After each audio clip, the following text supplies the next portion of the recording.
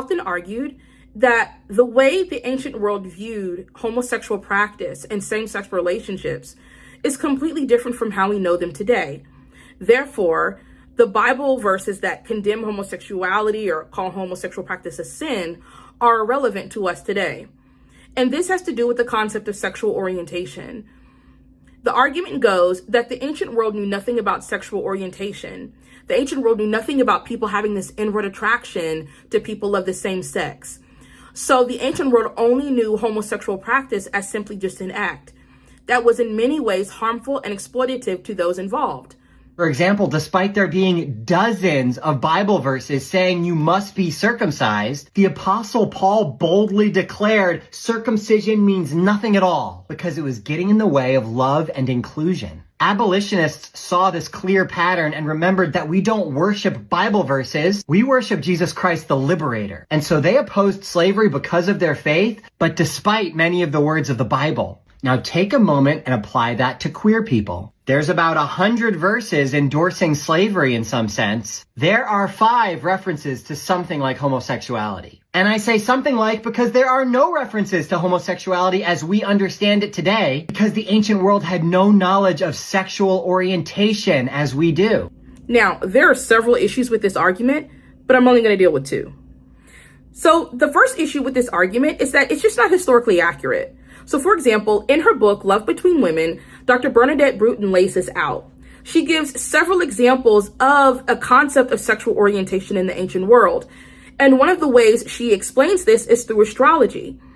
In the ancient world, astrology was a big thing.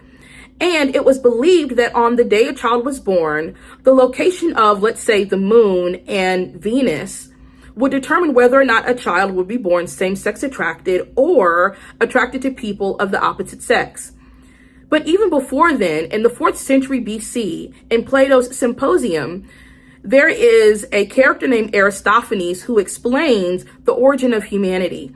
And Aristophanes explains that people were originally made with double the body parts. And one day Zeus gets mad and divides humanity in half. So from then on, every person is looking for the other half of who they are, which influences their sexual desires for people of the same sex. So the idea that the ancient world had no concept of sexual orientation at all is just not historically accurate. The second reason why this argument is faulty is that it neglects basic Christian fundamentals.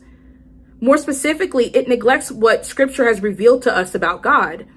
So Scripture shows us that God is omniscient, meaning all-knowing. And not only that, but this all-knowing God created us.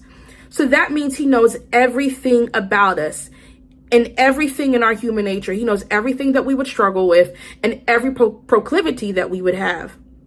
So this all-knowing God who created us and who knows everything about us inspired the biblical writers to write what they did concerning sexuality and homosexual practice. So even if the ancient world had no idea about sexual orientation, and even if the biblical writers had no idea that people could have this inward attraction to people of the same sex, our Creator knew, God knew, and he still inspired the biblical writers to write what they did concerning sexuality and homosexual practice. So, homosexual practice is a sin. There are no contingencies and no exceptions.